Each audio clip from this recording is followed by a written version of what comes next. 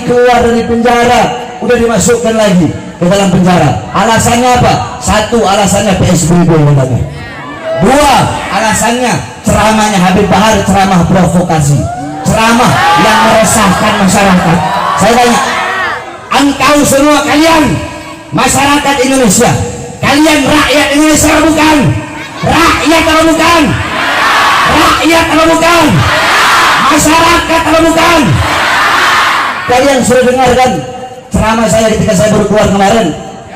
Dulu yang saya ditahan lagi, saya keluar dari lapas Cibinong, yang ketika saya mengkritik Presiden Jokowi, yang ketika saya kritik dia, kenapa rakyat kecil kau kurung di dalam, tidak kau kasih makan, kau bikin mereka mati kelaparan. Gara-gara itu katanya ceramah meresahkan. Saya tanya, ceramah saya itu bela rakyat atau tidak? Bela rakyat atau tidak? Bela orang susah atau tidak? Bela rakyat miskin apa tidak? Meresahkan apa tidak? Meresahkan apa tidak? Berarti yang resah pemerintahnya.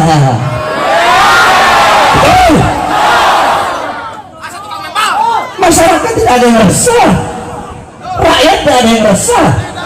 Orang yang saya bela rakyat kok katanya meresahkan masyarakat, provokasi kebencian. Emang saya suruh siapa? Emang saya suruh jatuhin negara? Saudara-saudara, jangan pernah kalian meragukan kecintaan kami para habaib kepada negara kesatuan Republik Indonesia. Cinta kami bukan hanya di mulut, saudara-saudara. Ini kita dibilang radikal, dibilang intoleran.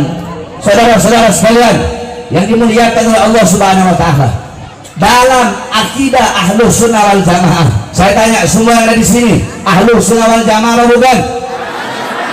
Aswaja bukan? Aswaja bukan? Kita aswaja. Akidah Asy'ari Maturidi, mazhab Syafi'i. Dalam akidah Ahlus Sunnah wal Jamaah, kita Ahlus Sunnah wal Jamaah haram, dilarang untuk melawan pemerintah yang sah, untuk menjatuhkan pemerintah yang sah. Betul? Yang kita lawan bukan pemerintahnya, tetapi ketidakadilannya. Betul? Kezalimannya. Betul?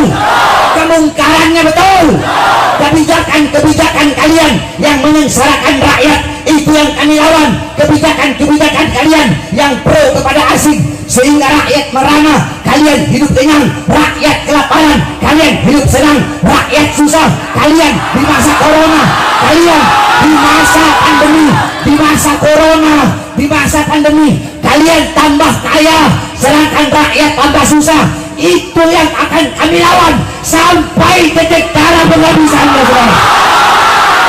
Siap lawan kezaliman, siap lawan kemungkaran, siap lawan ketidakadilan, siap hancur, siap binasa, siap mati. Allahu Akbar, Allahu Akbar, Allahu Akbar. Ini penista agama dilindungi, betul? Hukum tajamnya ke kanan, tumpul ke kiri. Penista-penista agama karena berada di pihak kekuasaan, walaupun berkali-kali dilaporkan, tidak diproses. Betul? Kenapa? Karena mereka berada di pihak kekuasaan. Kalau kita orang yang selalu mengkritik penguasa, ngomong ini, masuk, diperiksa, dilaporkan, diperiksa dari saksi, langsung jadi tersangka. Dari tersangka dimasukkan penjara, langsung, saudara, secepat kilat. Kenapa? Karena kita, jawabannya hanya satu, karena kami tidak berada di pihak kekuasaan. Jawabannya hanya satu, kenapa? Kami tidak bisa disuap, kami tidak bisa dibeli. Kenapa? Dalam darah, di dalam tubuh kami, dalam tubuh Habib Rizik Syihab mengalir darah suci baginda Nabi besar Muhammad SAW. Kakek-kakek kami sudah biasa dibunuh, saudara, di penjara biasa. Kami punya kakek udah biasa dibunuh. Kami punya kakek Sayyidina Ali bin Abi Thalib radhiyallahu anhu, ketika sedang sholat ditikam dari belakang, ditusuk dari belakang, wafat. Kenapa beliau dibunuh? Beliau dibunuh Jawabannya satu, karena beliau yang berada di barisan paling depan untuk melawan para pemerintah yang zalim. Kami punya kakek Sayyidina Hasan radhiyallahu anhu. Sayyidina Hasan diracun, dikhianati oleh istrinya sendiri, diracun.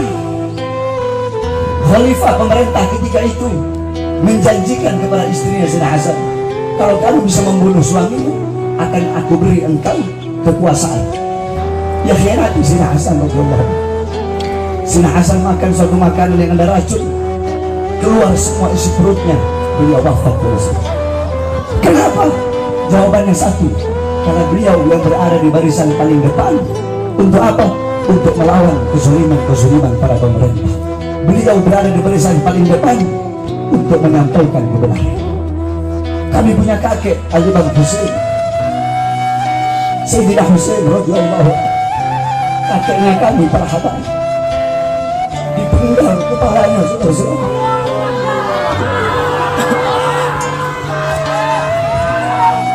Kepalanya dipenggal. Anak beliau yang masih bayi, Sayyidina Ali al-Asghar, beliau angkat di hadapan para musuh. Beliau berkata, jikalau kalian ingin memerangiku, perangilah aku, tapi jangan perangi anakku yang tidak berdosa. Anakku ini dalam keadaan kehausan. Tidakkah ingin, tidak ada belas kasihan kalian untuk memberi anakku ini minum? Yang diterima bukan minuman, tetapi anak panah, saudara-saudara. Anak panah terkena di leher anak Sayyidina Husain yang ketika itu masih bayi. Beliau disembelih kepalanya, ditancapkan di tombak, dipertontonkan. Anak-anak perempuan beliau dirantai, ditawan nenek-nenek kami.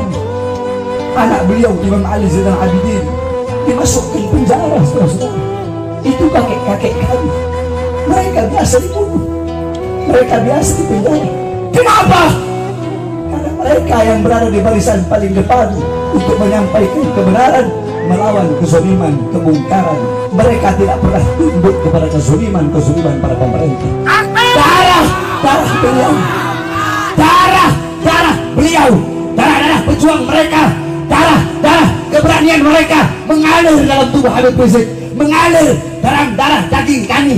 Oleh karenanya kami para habaib bersumpah, demi Allah, selama kedua mata kami masih terbuka untuk melihat ketidakadilan, untuk melihat kemungkaran, untuk melihat kezaliman, melihat penderitaan rakyat, melihat kesengsaraan rakyat, melihat para ulama dinistakan, maka selama itu juga kami akan tegak berdiri melawan kezaliman. Tidak akan pernah berhenti sampai mati, tidak akan mundur walaupun harus hancur, saudara-saudara. Oleh karena yang saya sampaikan kepada engkau semua, cukup.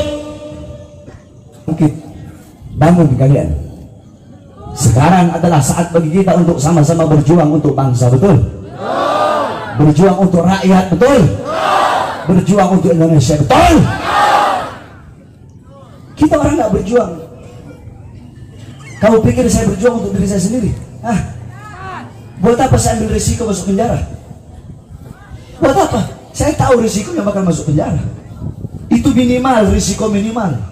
Risiko paling besar saya mati dibunuh. Tapi saya ambil risiko itu. Untuk apa? Untuk membela agama kakek saya. Untuk apa? Untuk membela bangsa, rakyat daripada negara yang sangat saya cintai, yaitu negara kesatuan Republik Indonesia. Demi Indonesia, demi Indonesia, demi merah putih, demi Bhinneka Tunggal Ika, demi Pancasila, demi bangsa, demi rakyat. Jangankan cuma di penjara atau dibenci atau dihina atau dicaci maki, demi bangsa, demi rakyat, demi Indonesia, demi NKRI, demi Garuda, demi merah putih, demi Pancasila, demi Allah, jangankan di penjara, dicaci, dimaki, darah, nyawa, jiwa Bahar bin Smith murah, saudara-saudara. Nyawa, jiwa saya murah demi bangsa, rakyat, dan negara kesatuan Republik Indonesia. Oleh karena saya tanya semua yang hadir di sini, siap berjuang? Siap. Siap berjuang? Siap. Siap berjuang? Siap. Siap berjuang untuk bangsa? Siap. Siap berjuang untuk NKRI. Bagi kita NKRI harga mati, betul? NKRI harga apa? NKRI. NKRI. NKRI. Merah putih. Harga merah putih. NKRI. Pancasila. Bhinneka Tunggal Ika. Harga mati. Oleh karenanya jangan macam-macam. Para pemerintah, kalian para pemerintah, TNI kek, Polri kek, pemerintah dari RT, RW, lurah, camat, bupati, wali kota, menteri, presiden, kalian diangkat oleh rakyat. Anggota dewan, DPR, MPR, rakyat, kami rakyat Indonesia adalah ibu kandung kalian, betul? Kami rakyat adalah ibu kandung kalian. Seragam kalian, senjata kalian, tank-tank kalian adalah dari keringat kami, bangsa dan rakyat Indonesia. Oleh karenanya jangan macam-macam dengan kami rakyat Indonesia. Seragam kalian dari kami rakyat, betul? Dari kami bangsa, betul? Oleh karenanya kita doakan mudah-mudahan pemerintah kita ini jadi pemerintah yang baik. Jadi pemerintah yang jadi pemerintah yang benar. Yang tidak benar-benar, yang tidak benar Allah benarkan. Yang zolim-zolim Allah jadikan pemerintah yang adil. Kita berdoa kepada Allah Subhanahu Wa Taala. Kalau ada pemerintah yang zolim, mudah-mudahan kalau mereka nak mau bertobat Allah hancurkan mereka. Allah binasakan mereka, saudara. Kalau ada yang tidak amanat, udah dikasih peringatan. Kau yang amanat, udah dikasih peringatan, tetap tidak amanat, udah didoakan, tetap tidak amanat, ya kita doakan biar Allah hancurkan, betul? Dan terakhir kita doakan saudara-saudara kita yang dilanda musibah di daerah Semeru, saudara-saudara. Karena galar Rasulullah SAW, mathalul mu'min mathalul jasad, idza ishtaka minhu udwun tada'a sairil jasad bisahari wal humma. Kata Nabi, perumpamaan orang mukmin itu bagaikan satu jasad.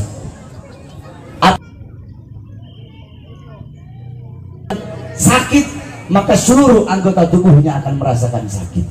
Saya tanya, kalau kalian sakit gigi, yang sakit cuma gigi atau semua badan? Semua badan kan? Nggak mungkin sakit gigi hanya gigi aja yang sakit. Nah, begitulah perumpamaan orang mukmin. Apabila ada saudara kita yang terluka, maka luka mereka adalah luka kita juga. Penderitaan mereka adalah penderitaan kita juga. Saudara-saudara kita yang ditimpa musibah, musibah yang mereka alami sama seperti kita mengalami musibah. Mereka yang wafat, ada yang anak-anaknya menjadi yatim, sama seperti kita kehilangan orang tua kita menjadi yatim. Mereka istri-istri yang menjadi janda, sama seperti kita para suami yang kehilangan istri-istri kita. Sama seperti para istri kehilangan kita suami. Istri-istri yang menjadi janda, ya, atau suami-suami yang kehilangan istrinya, sama seperti kita para suami kehilangan istri kita. Mereka yang kehilangan anaknya, sama seperti kita kehilangan anak kita. Mereka yang kehilangan orang tuanya, sama seperti kita kehilangan orang tua kita. Mereka yang kehilangan harta bendanya, sama seperti kita kehilangan harta benda kita. Oleh karenanya penderitaan mereka, penderitaan kita juga. Sebab mukmin bagaikan satu tubuh. Apabila ada sebagian yang merasa sakit, maka seluruh tubuh akan merasakan sakit. Kita bacakan Fatihah agar para arwah yang meninggal dalam musibah Semeru, mudah-mudahan Allah Subhanahu Wa Taala terima seluruh amal ibadahnya para saudara-saudara kita yang terkena luka. Mudah-mudahan cepat Allah pulihkan, cepat Allah Subhanahu Wa Taala angkat segala macam penyakitnya. Dan kita doakan juga saudara-saudara kita yang berada di sana, yang sedang membantu, baik memberi bantuan berupa logistik, bahan pangan ataupun tenaga dan lain-lainnya. Kita doakan agar mereka dikuatkan langkah kaki mereka. Banyak orang bilang FPI begini, FPI begini, FPI begini, FPI begini. Orang yang ngomong begitu ketika ada musibah mereka nggak nongol. Justru ketika ada musibah dan ada bencana, FPI lah yang selalu nongol, saudara-saudara. Betul?